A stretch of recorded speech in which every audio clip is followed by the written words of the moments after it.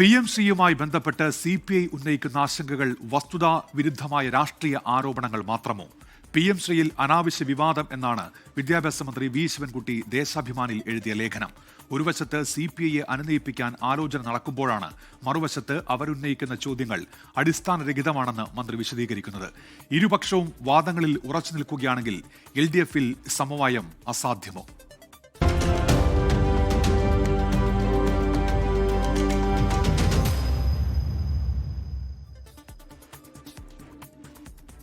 PMCയുമായി ബന്ധപ്പെട്ട് എന്താണ് ഇപ്പോൾ LDFൽ സംഭവിച്ചുകൊണ്ടിരിക്കുന്നതെന്ന് നോക്കാം. PMCയുമായി ബന്ധപ്പെട്ട് ഉയർന്ന അക്കാദമിക് ചർച്ചകളെ സ്വാഗതം ചെയ്യുന്നു എന്നും രാഷ്ട്രീയ വിവാദങ്ങളെ തള്ളുന്നു എന്നുമാണ് വിദ്യാഭ്യാസ മന്ത്രി വി ശിവൻകുട്ടിയുടെ നിലപാട്. ചില വിമർശനങ്ങൾക്ക് അദ്ദേഹം വിശദമായ മറുപടിയും ഇപ്പോൾ നൽകുന്നുണ്ട്.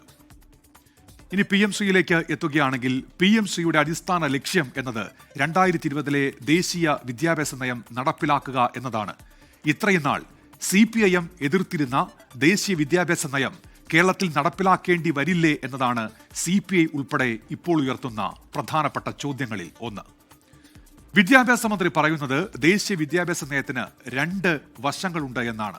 ഒന്ന് രാഷ്ട്രീയ ഉള്ളടക്കം, 2 സാങ്കേതികമായി നടപ്പിലാക്കേണ്ട ചില കാര്യങ്ങൾ. അതിൽ രാഷ്ട്രീയ ഉള്ളടക്കം ഹിന്ദുത്വയിൽ ഊന്നിയതാണെന്നും കേരളം അത് തള്ളിക്കളയുമെന്നും മന്ത്രി വ്യക്തമാക്കുന്നുണ്ട്.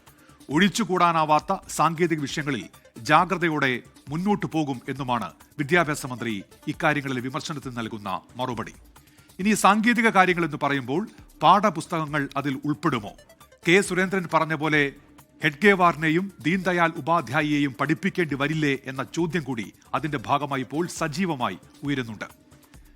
കരിക്കുലം സംസ്ഥാനങ്ങൾക്ക് തീരുമാനിക്കാമെന്ന് ദേശീയ വിദ്യാഭ്യാസ നയത്തിൽ തന്നെ വ്യക്തമാക്കിയിട്ടുണ്ടെന്നാണ് മന്ത്രി പാഠപുസ്തകം സംബന്ധിച്ച ചോദ്യത്തിന് നൽകുന്ന മറുപടി. അത് വിമർശനങ്ങൾക്കുള്ള വി ശിവൻകുട്ടിയുടെ മറുപടിയാണ്. പദ്ധതിയിൽ ഇപ്പോൾ ഒപ്പിടാൻ തീരുമാനിച്ചതിനെക്കുറിച്ച് മന്ത്രിക്ക് ഒറ്റ ഉത്തരം. സംസ്ഥാനത്ത് വിവിധ ഫണ്ടുകൾ നടപ്പിലാക്കുന്നതിന് കേന്ദ്രം തടഞ്ഞുവെച്ചിരിക്കുന്ന ഫണ്ടുകളുണ്ടല്ലോ, ആ ഫണ്ടുകൾ സംസ്ഥാനത്തിന് വേണം വികസന പദ്ധതികൾക്കായി. അതിനു വേണ്ടിയിട്ടാണ് ഈ ഒപ്പിടൽ എന്നാണ് ആവർത്തിച്ചുള്ള ചോദ്യങ്ങൾക്കും വി ശിവൻകുട്ടി നൽകുന്ന വിശദീകരണം. ഫണ്ട് തടഞ്ഞുവെച്ചുകൊണ്ടുള്ള കേന്ദ്രത്തിന്റെ സമ്മർദ്ദം കേരളത്തിന് പുതിയ കാര്യമല്ല. കേന്ദ്ര ഫണ്ടിന്റെ കാര്യത്തിൽ കേരളം സുപ്രീം കോടതി വരെ സമീപിച്ചിട്ടുമുണ്ട്. ദേശീയ നയത്തെ എതിർത്തുകൊണ്ട് തന്നെ ഫണ്ട് വാങ്ങിയെടുക്കാൻ സാധ്യതയുണ്ടായിരുന്നുവെങ്കിൽ എന്തുകൊണ്ട് ഇത്രയും വൈകി? 2022 പ്രഖ്യാപിച്ച പദ്ധതിയിൽ കേരളം ഒപ്പിടുന്നത് കാലാവധി തീരാൻ 1 വർഷം മാത്രം ബാക്കിയുള്ളപ്പോൾ എന്നത് പ്രത്യേകം ശ്രദ്ധിക്കണം. ഇനി എല്ലാ വിമർശനങ്ങളും അനാവശ്യമാണെങ്കിൽ എന്തുകൊണ്ട് അക്കാര്യം സഖ്യകക്ഷിയായ CPIയെ ബോധിപ്പിക്കാൻ കഴിയുന്നില്ല എന്ന ചോദ്യവും ഉയരുന്നുണ്ട്. ഒപ്പമുള്ള മന്ത്രിമാരെ പോലും അറിയിക്കാതെ പദ്ധതിയിൽ ഒപ്പുവെക്കേണ്ട സാഹചര്യം എന്തായിരുന്നു? ഇങ്ങനെ പല ചോദ്യങ്ങളും ഇപ്പോഴും ബാക്കിയാണ്.